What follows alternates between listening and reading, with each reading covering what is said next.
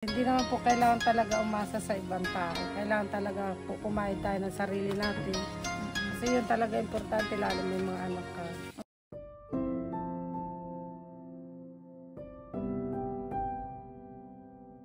Once again mga kalingap, ngayong araw ay nandito tayo sa tinutulungan natin. Kumustahin natin at medyo matagal na tayong hindi pumupunta sa kanila.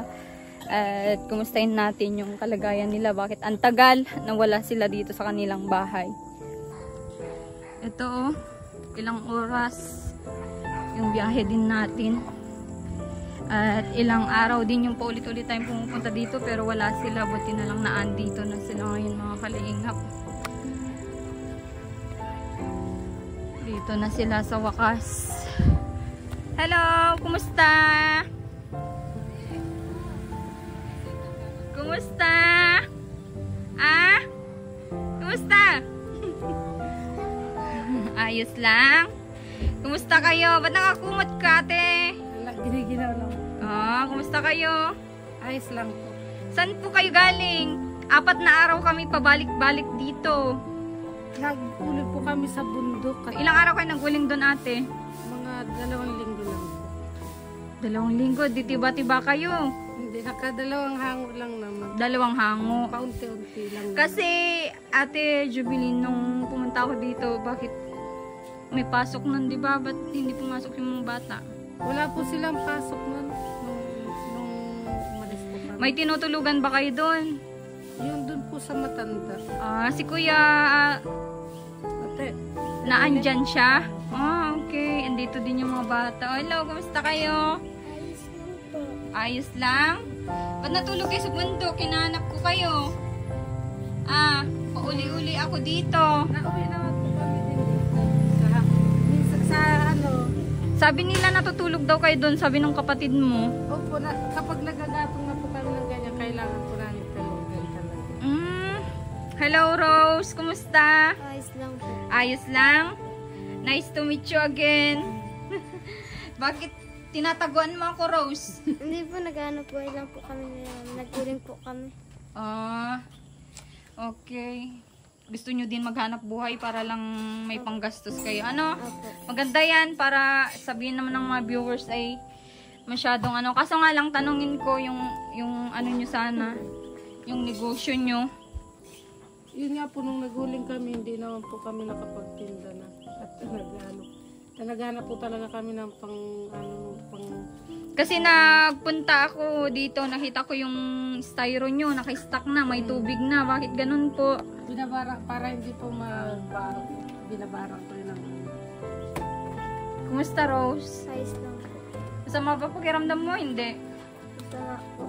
O kaya pala naka-jacketan ka, hindi kayo nagpasok ngayong week? Hindi po. Ano pa yun? Sabado po ngayon. Hindi, ngayong week, Ay, ngayong linggo. Opo, nagpasok po kami. Pero pumunta ako dito, wala kayo. Andun po kami dun po sa lulo ko sa bundok po. Nag-uling po kami. Pero nag-absent kayo. Hindi po. Alam po namin na wala pong pasok at sinabi na po sa amin yun. Sinasabi ba ng kapatid mo ate na pabalik-balik po ako dito? Nagsabi po nung tapos umuwi po kami dito, mga 2 araw kami. Tapos di naman kayo dumating. Bumalik ulit 2 kami. araw, nagbalik ako ng kinabukasan, wala kayo ulit na sabi ni ate mo, pumunta ako ulit doon. Ay, yung kapatid mo, sabi niya na, nagbalik na po sila. Oo. Wala pong 2 araw yun kasi magkasunod na araw yung punta ko. Ilang araw na din po sa nasabi kasi nung nagbaba kami, sa kanya lang po nasabi din. Ano yun, malayo po ba yun? Yung ano na yun? Malayo-layo din po. Ano yun, naglalakad po kayo? Naglalakad kayo, Rose? Opo. Lahat ba kayo na andun? Opo Si lang. papa mo nandun din natutulog? Opo. Akala ko nagtatrabaho po siya sa karpintero. Nagtatrabaho sa hapon po Doon umuwi. Yun din sana yung balak namin puntahan ni papa Pero mo. na dun. naman siya, na-uwi muna siya dito bago kami puntahan. Oo. Akala ko nga iniwan nyo na itong bahay nyo, Hindi Rose. po. Hindi. Wala kayong bahay doon na isa. Opo, wala po. Baka naman binalikan nyo yung kubo-kubo yung maliit. Hindi na po. Ginaiba na po namin. Akala ko nagtayo kayo ng bagong kubo-kubo. Hindi na po. Yung kay Lulubin lang po yun yung matagal na.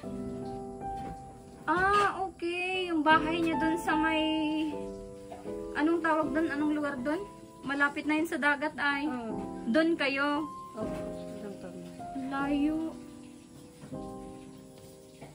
Ba't ganyan yung tsura mo ate? Parang nangitim ka. Ganun talaga, naghanap po. Oo. Nangitim ka dahil sa paghanap buhay. Ano, maganda yan. Magtiyaga lang sa trabaho para sa mga anak. Mga bata pa naman kayo. Ano po? Opo, hindi naman po kailangan talaga umasa sa ibang tao. Kailangan talaga po pumayad tayo ng sarili natin. Kasi yun talaga importante, lalo may mga anak ka. Oo. Anak mo po, hindi ko anak. Anak ko. Joke lang. Siyempre, joke lang. Si Rose lang ang anak ko. Ano, Rose? Ano? Iuwi na kita, Rose. Ba't ayaw mo? Gusto mo lang mag-uling doon sa bahay. Hindi ka mag-uling doon. Tulong po ako ng mama. Tutulong ka kila mama. Eh, paano kung aampunin na kita? Tatago na lang po ako. Matago ka? Kumusta pag-aaral mo, Rose? Ayun po, masaya, maayos po. Good yan, Rose. Maganda yan. Para naman, ano-ano, Opo. mapaayos na. At shout out dun sa sa tumulong dati kay Ate Jubilin at kila Rose. Ayan, maraming salamat ulit dito sa bahay. Nay, Maraming po salamat. Oo, kahit iniiwan-iwan nila. Kailangan po talaga iwan-iwan paminsan-minsan dahil kailangan po maghanap buhay. Oo, tsaka pumunta naman ako dito. Alam ko naman na malinis itong bahay nyo. Ilang beses din kami nagbalik-balik dito. Eh, nag-aalala na nga ako. Kala ko ay wala kayo dito. Hindi na kayo babalik. Sinisilip nga namin kung may gamit pa o wala na. Hindi naman po kami na aalis dito. Naghanap buhay lang po. Oo. Tsaka ate Alma, kung sakali mo po, hindi niyo po kami madatnan dito. Ano po, nag-uuling po kami. Oo. Hindi nyo talaga maiwan yun na trabaho na. Ayaw nyo yung negosyo talaga. Mahirap, sa totoo lang po ngayong ganyan magtatag-araw. Ang hirap po ng negosyo ngayon. Ang hirap po magtinda-tinda ngayon. Kasi mga wala din ng tao. Wala din hanap buhay ang mga tao. Oo. Malulugi lang kayo. Malulugi lang po. Oo. Basta Tsaka, sayang lang yung binibigay nyo na puhunan, gano'n. Kaya mas maigi pa itong ganito, walang puhunan. Kahit pa paano kumikita. Dahil pag, ang inisip ko kasi, yung ibibigay nyo negosyo, pang negosyo, masasayang lang pag ganito ang buhay. hindi nyo maituloy, Opo. Nahihiyan din po kami sa inyo. Pag ganun ang mangyayari. Oo. Ito na lang yung tanong ko na, hindi na po matutuloy yung negosyo. Isa ngayon po, ang hirap po talaga. Hindi ko po masabi. Ang hirap po talaga ngayon magnegosyo. Gawa sa hirap ng buhay. Oo. Naintindihan ko naman kung hindi doon yung talagang linya yung nyo, di ba? Opo. Tsaka natutuwa ako kasi nagpupursigido pa din kayo mag-asawa. Oo, na maghanap buhay. At ayan, naririnig ko din si Kuya Rolly dito nung ginagawa nito. Tay, kumusta? Magandang hapon. Ano po yan? Uling po. Sasalan po ma'am ng uling. Hindi kaya bawal yan dito, Tay? Hindi naman po ma'am kasi po, dito po yan yung nilinis lang po dito. Ah, okay. Naglinis na kayo dito sa taas. Opo, yung mga kahoy po dyan para pakinabangan po. Oo, yung mga tanim natin na buhay din. Andiyan lang po ma'am, buhay po siya. Buhay po sila. Opo. Oh. Kaysa po sa mabulok at gagawin po. Tsaka uling. yung paggulingan nyo tayo, itabi nyo po linis po kayo para hindi magreklamo yung kapitbahay natin na Hindi pa naman po. Oo, kumusta po yung trabaho natin, Tay? Ayos naman po kahit pa paano yung araw-araw naman po nakaka-survive naman po sa pang-araw-araw. Kaya lang, Hindi ko kayo naabutan ng ilang araw dito. Pauli-uli po ako dito, pabalik-balik. gawa nga po ng silk nga po, naisipan magsalang po ng ulingin doon sa may Kaymang Benyo sa matanda pong kasama namin. Ang ginagawa ko naman po, sinasamahan ko naman po sila doon sa sa bundok po. Pag tanghali na sa trabahuan ka sa pagkakarpintero. Pagka po umaga, bago mag 7 po, ando na po ako kay Madera. Tapos Araw-araw tuloy-tuloy po yun. hanggang Sabado lang po. Okay. Tapos Linggo po ang pahinga. Buti na tagpuan ko kayo ngayon dito. Kasi nalulungkot na kami, hindi ko na kayo nabalikan. Opo, hindi ayos lang po yun. Oo. Pero ito naman po, kahit wala po kami doon, pupunta po para alinisin po. Akala ko nilayasan nyo na tong bahay. Hindi naman po. Ate, Oo. yan naman po talaga sa totoo lang po. Sayang naman po talaga. Ate. Oo. Mahirap po yung... Kaya ang iniisip ko baka nagpatayo na sila ng kubo-kubo pa doon sa sa bundok. Hindi Ayaw naman. na nila dito kasi walang hanap buhay. Opo. Hindi naman po. Ate, syempre. Tsaka naintindihan ko naman po si nanay na hindi niya linya yung ganun na magnegosyo po. Papa. Gusto niya yung ganyan lang na walang puhunan. Syempre puhunan niya yung pagod niya din na pagsasalan-salang ng mga Yun nga po. Oo. Naintindihan ko naman po, hindi ko pwedeng pagpilitan yung negosyo na hindi niya feel gawin. Opo. Opo. Salamat po. Oo. Muli kong tanungin, Tay, Opo. hindi na talaga matutuloy yung negosyo. Sa akin po, kung ano po ang dumating po sa kanila, okay lang po sa akin. Magkaroon po sila na may negosyo, okay lang din po. Hindi, sa kanya, Tay, Opo. yung magpakatotoo baga tayo. Sige po. Oo. Ano po, hindi po matutuloy o... Hindi ko po alam ma'am sa kanya. Oo. Kasi po ang decision po, nasa kanya po kung gusto niya po maghanap buhay. Dito naman po, hindi ko naman po siya mapipigilan dito sa ginagawa niya. Oo, pero Tay, bawal yan ay. Ang dami ng viewers natin na nagsasabi din na nakakasama daw sa natin. Opo. Sa kalusugan ng natin, ng gubat, yung ginagawang ganyan. Pero ma'am, ito naman po, dito naman po galing yan sa po dito, sa taas po dyan. Oo. Para hindi naman po masayang kaysa mabulok o masigan. Pero yung negosyo naman po na yun, pwede naman po niyang balikan pag naisipan na niyang na pumirmi na hindi na mag-uling. Ang gusto kasi po niya talaga po, ma'am, talaga magkaroon po diyan kahit mga isa baba, kahit na lugawan man lang. Yun po ang kanyang...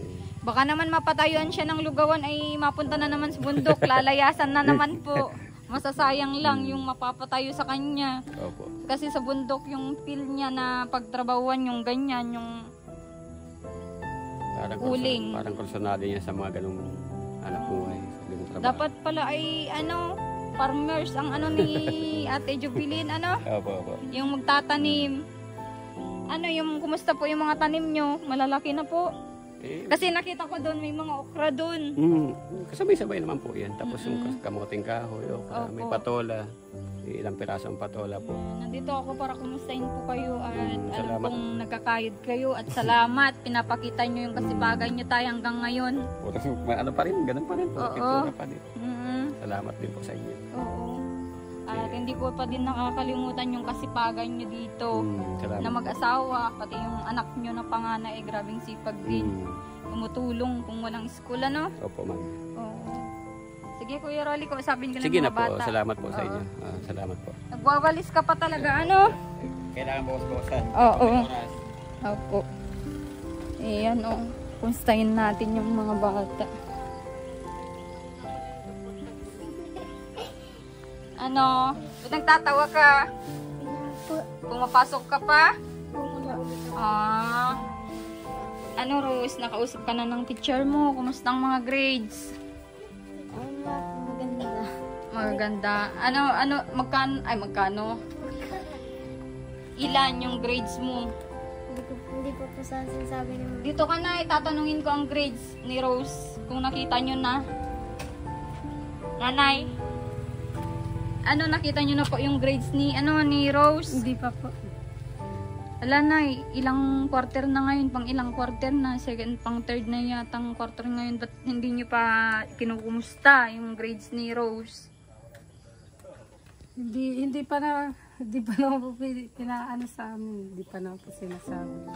Di kasi yun, pag may meeting sa kanila, papapirmahan yun sa magulang, o doon yun na po makikita yung mga grades ng mga bata, ganon po yun. Ni minsan hindi kayo dumalo sa Pupunta pa ako at kapag hindi po kami dumali, siyempre mahirap naman hindi nalalaman yung kailangan. Oo. Tatanayin ko po sa Lunes. Oo, bisitahin nyo sa Lunes, Ba't ano yun? Anong ibig sabihin ng dahon na yun? Na pangtapal po yung sa dibdib sa likod kapag may lamig. Tapal-tapal pala. Oo, mga herbal leaves. Naniniwala din pala kayo sa ganun, ano? Rose, bakit parang nalulungkot ka? Hindi po. Hindi. Kumusta na yung kwarto nyo? Diyan pa din kayo natutulog? Ang dami nyong nyug. Saan galing ito? Pag malakas po ang hangin po, may nabagsak po yung pulot po ng panggata-gata. Gata-gata. Panggata. Panggata sa ulam, ano? Oo, ang daming dito kasi ang daming puno ng nyug. Pag may nabagsak, sinasalo mo na agad. Hindi po. Ang galing. Galing ano yan. Pagpatuloy nyo lang yung kasipagan nyo na ano. At bukas, alis na ba kayo dito? Ah? Babalik ba kayo bukas dito? Ay, babalik. Nandito lang kayo bukas? Opo, andito pa po kami. Okay, at mahatid ako ng grocery ng mga bata ninyo po, ano? Christmas lights. Sana ay papasok na sa Lunes yung mga bata. May pasok siya, may exam po. Okay. Sige, babalik ako bukas, Rose, ano? Ingat po. Oo. At mga grocery ako para sa inyo nila kambal. Tatawa. Kaway kayo sa sa vlog ni ate. Dali. Kaway. Kaway. Kaway. Kaway, Rose. Yan. Nay, alagaan mo maigi yung mga bata, At bukas hatid ako talaga ng mga mga groceries nyo, no? Hindi ko kasi sigurado na nandito pa kayo, kaya hindi muna ako nagdala ng kahit kasi alam ko wala na naman kayo. Sabi ko parang negative na naman ito. Pagka tingin namin dyan sa may malapit, yun.